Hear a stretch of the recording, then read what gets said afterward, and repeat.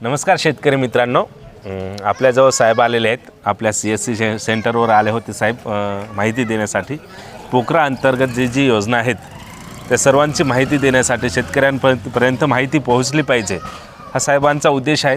आणि त्यानिमित्ताने ते आपल्याजवळ CSC सेंटरवर आले. आणि तुम्ही जे शेतकरी आहेत, जे बिनशेतकरी आहेत त्यांच्यासाठी अर्ज करा म्हणजे गावातून जे शेतकरी आहेत त्यांना ही योजना पोहोचली पाहिजे. मी म्हटलं साहेबांना की आपल्या YouTube चॅनलवर सुद्धा टाकू, जेणेकरून शेतकऱ्यांना माहिती होईल. सर, अगोदर तुमचा परिचय द्या. आपलं सर नमस्कार. आणि मला तुम्ही तुमच्या चॅनलच्या माध्यमातून म्हणजे प्रचार प्रसिद्धीसाठी आमंत्रित केलं, त्याबद्दल मी पहिले धन्यवाद करतो.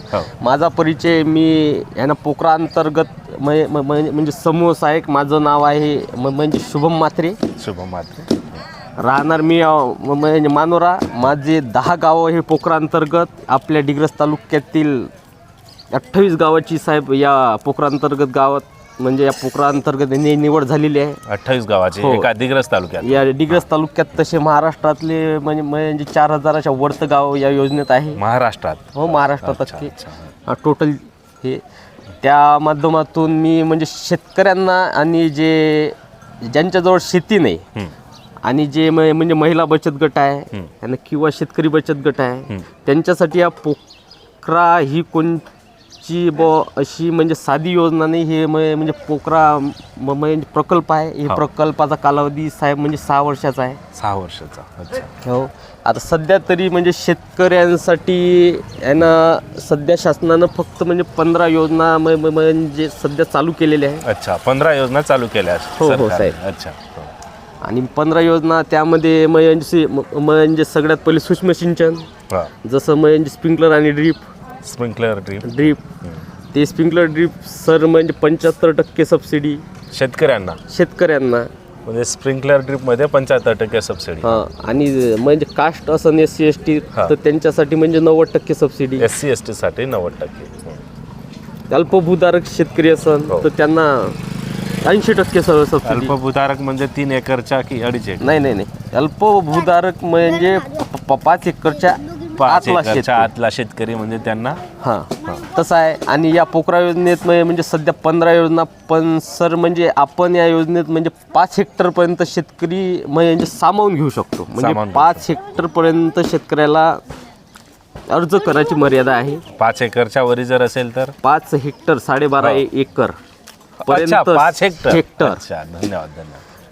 या माध्यमातून मी सांगितलं म्हणजे सूक्ष्म सिंचन, त्यानंतर म्हणजे फळबागी आहे. फळबागेमध्ये म्हणजे भरपूर फळबाग आहे. लिंबू झालं, संत्रा झालं, मोसंबी झालं, आंबा झालं.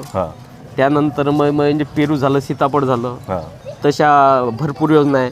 त्यानंतर म्हणजे संरक्षक शेती, त्यामध्ये म्हणजे शेडनेट आहे. जैविक सध्या म्हणजे पोकराचा एकच उद्देश आहे की हवामान बदलानुसार शेतकऱ्यांनी म्हणजे शेती करावी. अच्छा. त्यामुळे जास्त शासनाचा भर म्हणजे जैविक शेतीच्या माध्यमातून मग त्यांनी जैविक शेतीसाठी म्हणजे गांडूळ खत, त्यानंतर नायाडेपचं युनिट, त्यांच्यावर बिन म्हणजे सबसिडी. सगळ्या योजना पोकरा सबसिडीच्याच माध्यमात आहे. काही असं नाही. त्यानंतर जे म्हणजे शेतकरी बीज उत्पादन करतात त्यासाठी बीज उत्पादन आहे. त्यानंतर म्हणजे रेशीम उद्योग, आपल्या भागात सोयाबीनला सध्या तरी बेस्ट ऑप्शन माझं म्हणणं आहे शेतकऱ्यांनी रेशीम उद्योगाकडे जाव. जरा म्हणजे आपल्या इथं जरी करत नसन पण कोणत्या तालुक्यात कोणत्या जिल्ह्यात ते रेशीम शेती करतात. शेतकऱ्यांनी म्हणजे रेशीम शेतीकडे जा. कारण की सोयाबीनमध्ये सध्या काही राहिलं नाही, परवडत नाही. त्यामुळे माझं म्हणणं आहे म्हणजे रेशीम करा. आणि त्यानंतर रेशीम झाल्यावर ज्यांना म्हणजे शेततळ लागते त्यांच्यासाठी शेततळे आहे. ज्यांना म्हणजे शेततळ्याची म्हणजे पन्नी टाकायची आहे त्यासाठी यांना शेततळे अस्थिकरण आहे. त्यानंतर ज्यांच्याजवळ शेती नाही म्हणजे त्यांच्या म्हणजे शेती नाही, त्यांच्या म्हणजे कुटुंबातच नाही, त्यांच्यासाठी म्हणजे शेळीपालनची ही योजना आहे. त्या म्हणजे शेळीपालनमध्ये म्हणजे 4 शेळ्या आणि 1 बोकड तर असं आहे. आणि 36,000 रुपयापर्यंत अनुदान आहे वाटते. आहे 36, पण साहेब ते म्हणजे कसं आहे की म्हणजे जातीच्या शेळ्या जातीच्या शेळ्या आणि जे म्हणजे स्थानिक शेळ्या आहे त्याच्यासाठी म्हणजे 27,200 असं समथिंग आहे.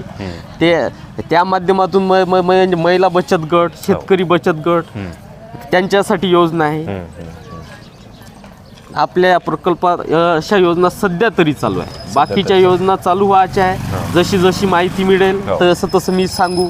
आणि एक म्हणजे शेतकऱ्यासाठी आपलं विहीर पुनर्भरण म्हणजे ज्यांची विहीर खचलेली नाही, विहिरीच्या साईडनं एक असे म्हणजे खड्डे खोदून त्याच्यात विहीर पुनर्भरण म्हणजे विहिरीची पाण्याची पातळी वाढली. कायच्यासाठी पहिली साईडला खड्डा खोदून आधी म्हणजे आपला जे नानाजी देशमुख कृषी संजीवनी जी काही आपली योजना आहे त्याचा वाला म्हणजे पहिली गोष्ट उद्देशच ते आहे की हवामान बदलाच्या परिस्थितीनुसार शेतकऱ्यांनी शेती करावं. कारण की आत्ताची कंडिशन काय आहे की म्हणजे पावसाचा खंड पडू राहिला. उन्हाळ्यात आपल्या भागात तर म्हणजे पाऊस बिन पडला तशा परिस्थिती. तर त्या परिस्थितीनुसार आपण म्हणजे शेती करावं हा वाला म्हणजे नानाजी देशमुख कृषी संजीवनी योजनेचा सध्या उद्देश आहे. आणि काही म्हणजे प्रश्न असेल तर विचारा साहेब. तर बिंदासपणे सर, याच्यासाठी विशेष म्हणजे माहिती पोहोचली पाहिजे. कागदपत्रे काय काय लागणार? कागदपत्र सर शेतकऱ्यांना म्हणजे त्यांच्या फार्मर ID वरून अर्ज करता येणार.